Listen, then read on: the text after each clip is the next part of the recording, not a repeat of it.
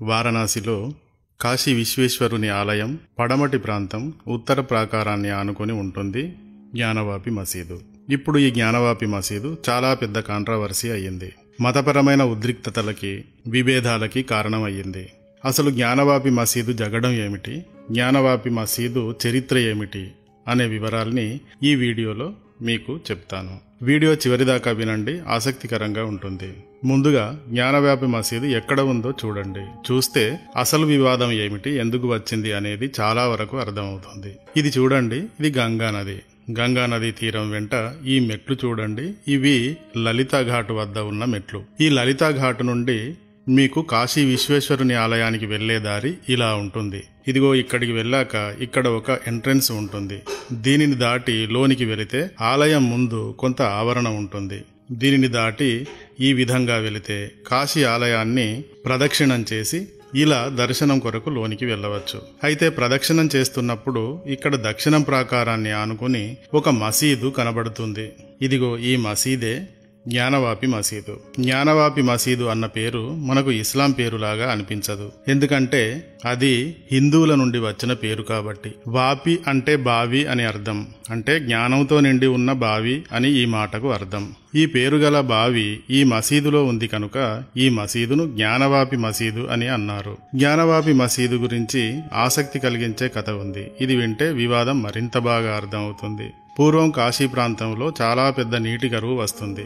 అప్పుడు ఒక ఋషి శివుడిని గురించి తపస్సు చేసి తర్వాత శివుని త్రిశూలంతో భూమిని గుచ్చుతాడు. అలా గుచ్చిన చోట ఒక బావి ఏర్పడి అందులో నుండి తరిగిపోని నీరు పుట్టుకు వస్తుంది. మహాశివుడు కూడా ప్రత్యక్షం అయ్యి నేను ఎల్లప్పుడూ ఈ బావిలోనే లింగ రూపంలో ఉంటాను అంటాడు. ఇది పురాణ కథ. అందుకే భక్తులు అంతా సాక్షాత్తు శివుడే లింగరూపుడై ఈ బావిలో ఉన్నాడని భావించి పూజిస్తూ ఉంటారు. తర్వాత ఔరంగజేబు విశ్వేశ్వర ఆలయాన్ని ధ్వంసం చేస్తుండగా ఆలయ పూజారి ఒకతను ఆలయంలోని అసలు శివలింగాన్ని ఇదే బావిలో భద్రపరుస్తాడు అన్న కథ కూడా ప్రజల్లో ప్రచారంలో ఉంది.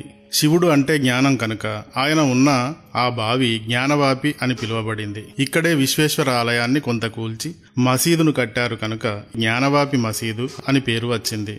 మా ఆలయాన్ని కూల్చి ఈ విధంగా మసీదును కట్టారు. ఇప్పటికీ ఈ మసీదులో దక్షిణం దిక్కున శృంగార గౌరి విగ్రహం ఉంది.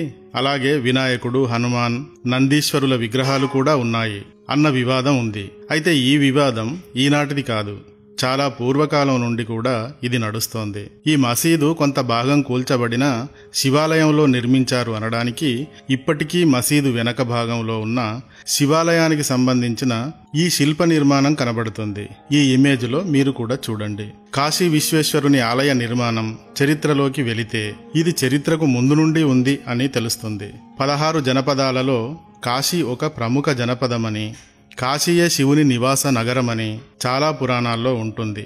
కాబట్టి కాశీ విశ్వేశ్వర ఆలయం చాలా ప్రాచీనమైనదని అర్థం.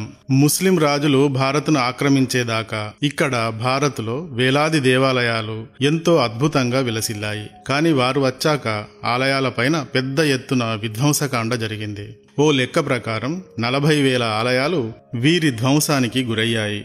కాశీ విశ్వేశ్వర ఆలయం కూడా ఇలా చాలాసార్లు వీరి చేత ధ్వంసం చేయబడుతూ మన వారి చేత తిరిగి నిర్మించబడుతూ వచ్చింది. అక్బర్ కాలంలో ఆయనకు ఆర్థిక మంత్రిగా పనిచేసిన తోడర్మల్ అను రాజు కాశీ విశ్వేశ్వర ఆలయాన్ని అందంగా నిర్మింపజేస్తాడు. తర్వాత జహంగీర్ కాలంలో అతనికి సన్నిహితుడైన వీర్ సింగ్ డియో బుందేలా అను రాజు విశ్వేశ్వరాలయాన్ని మరింత అభివృద్ధి చేశాడు. వీరి కాలంలో కాస్త మత సహనం ఉండేది గాని వీరి తర్వాత వచ్చిన ఔరంగజేబు మాత్రం మహాక్రూరుడు. ఇతను అనేక హిందూ దేవాలయాలను కూల్చి మసీదులుగా మార్చాడు. అలాగే ఇక్కడ కూడా విశ్వేశ్వర ఆలయాన్ని కూల్చి మసీదును కట్టించాడు. ఔరంగజేబు తర్వాత అంబరు ప్రాంత రాజు బిషన్ సింగ్ విశ్వేశ్వరాలయ ప్రాంతాన్ని సర్వే చేయించాడు. మసీదును కూల్చివేయకుండా విశ్వేశ్వరాలయాన్ని యథాతథంగా నిర్మించాలి అనుకున్నాడు. ఇందుకోసం ఔరంగజేబు కూల్చివేసిన విశ్వేశ్వరాలయ స్తంభాన్ని కూడా మసీదు వెనక గోడకు అంటుకుని ఉండడాన్ని చూశారు.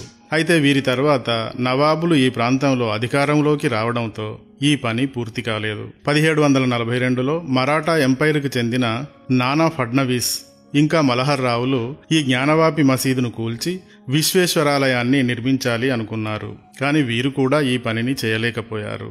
అయితే మల్హర్రావు కోడలు అహల్యాబాయి హోల్కర్ మాత్రం ప్రస్తుతం ఉన్నటువంటి కాశీ విశ్వనాథుని ఆలయాన్ని నిర్మింపజేశారు. ఈమె దీనినే కాకుండా భారతదేశ వ్యాప్తంగా ఔరంగజేబు కూల్చివేసిన ఇంకా చాలా దేవాలయాలను పునరుద్ధరించారు. అయితే ఔరంగజేబు దాడి సమయంలో విశ్వేశ్వరుని నిజలింగాన్ని బావిలో దాచారని భక్తులు బలంగా నమ్ముతారు. ఈ బావి ఇప్పటికీ అలాగే ఉంది. చాలా మంది భక్తులు ఆ బావి నీటిని కొద్దిగా తాగటం గాని పైన చల్లుకోవటం గాని చేస్తూ ఉంటారు. సో జ్ఞానవాపి మసీదు గురించిన వివరాలు ఇవి. అయితే 1984లో విశ్వ హిందూ పరిషత్ మరికొన్ని హిందూ సంస్థలు కలిపి ముస్లింల చేత మసీదులుగా మార్చబడిన ఆలయాలను తిరిగి స్వాధీనం చేసుకోవాలని నిర్ణయం తీసుకున్నారు. అలాంటి కూల్చివేసి స్వాధీనం చేసుకోవాల్సిన వాటిలో ఈ జ్ఞానవాపి మసీదు కూడా ఒకటి. 1991లో విజయశంకర్ రస్తోగి అనే అడ్వకేట్ జ్ఞానవాపి మసీదు 2050 సంవత్సరాల క్రితం విక్రమాదిత్యుడు అనే మహారాజు నిర్మించాడు. దానిని కూల్చి ఈ మసీదును కట్టారు. నైతికంగా ఇది శివాలయం కనుక ఇప్పుడు ఈ మసీదును కూల్చి ఈ ప్రాంతాన్ని హిందువులకు పూజించుకోవడానికి వెనక్కి ఇచ్చివేయాలి అని పిటిషన్ వేశాడు.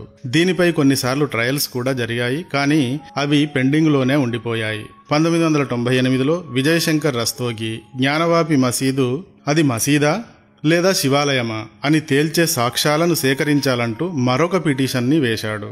కానీ ఇది కూడా దీర్ఘకాలం వాయిదా పడింది చాలా కారణాల వల్ల. 2019లో ప్రధానమంత్రి నరేంద్ర మోదీ కాశీ విశ్వనాథుని కారిడార్ ప్రారంభించారు. అది ఇప్పుడు అద్భుతంగా పూర్తయి ఉంది.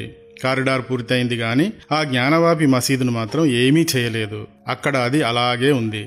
అయితే ఇప్పుడు 2021 ఏప్రిల్ 18వ తేదీన మాత్రం రాఖీ సింగ్, లక్ష్మీదేవి, సీతా సాహు, మంజు వ్యాస్, రేఖా ఫాటక్ అను 5 మహిళలు జ్ఞానవాపి మసీదులో శృంగారమాతాదేవి, గణేశుడు, హనుమంతుడు, నంది మొదలైన మూర్తులు ఉన్నారు. వారికి రోజూ పూజలు జరపడానికి మాకు అనుమతిని ఇప్పించండి అంటూ పిటిషన్ని వేశారు. అయితే 1992 డిసెంబర్ 6వ తేదీన బాబ్రీ మసీదు కూల్చివేసేదాకా ఈ 5 మహిళలు కోరిన దేవతామూర్తులను పూజించుకోవడానికి నవరాత్రుల సమయంలో అనుమతి ఉండేది. కానీ బాబ్రీ మసీదును కూల్చివేసిన తర్వాతి నుండి జ్ఞానవాపి మసీదు సెక్యూరిటీ పెంచుతూ ఇతరులకు అనుమతిని పూర్తిగా నిషేధించారు. ఇప్పుడు ఈ మహిళలు మేము రోజూ శృంగారమాతాదేవిని పూజించుకునే హక్కును కల్పించాలి అని కోరడంతో కోర్టు ఆర్కియాలజికల్ సర్వే ఆఫ్ ఇండియాకు నిజంగానే జ్ఞానవాపిలో హిందూ దేవతామూర్తులు ఉన్నారా, శృంగార గౌరీమాత మూర్తి మసీదు బయటి గోడ వద్ద ఉందా, ఫిజికల్ టెస్ట్ ద్వారా తేల్చుకుని రమ్మని ఆర్డర్ ఇచ్చింది.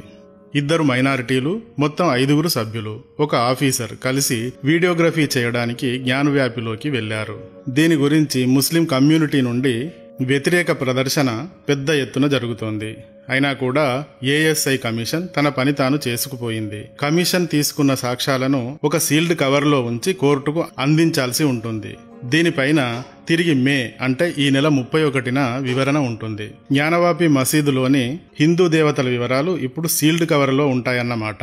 అందులో ఏముందో తెలుసుకోవడానికి 31 దాకా ఆగాలి. నిజంగా పురాతన హిందూ దేవాలయాలన్నింటినీ తిరిగి స్వాధీనం చేసుకోవాలంటే 40,000 మసీదులను స్వాధీనం చేసుకోవాల్సి ఉంటుంది. కానీ ఎవరూ అలా చేయమని కోరటం లేదు. కొన్ని అత్యంత ప్రతిష్టాకరమైన ప్రాంతాలను మాత్రమే అడుగుతున్నారు. వాటి గురించే ఈ అల్లరంతా. ఈ వీడియో గాని నచ్చితే లైక్ చేయండి, షేర్ చేయండి, సబ్స్క్రైబ్ చేయండి.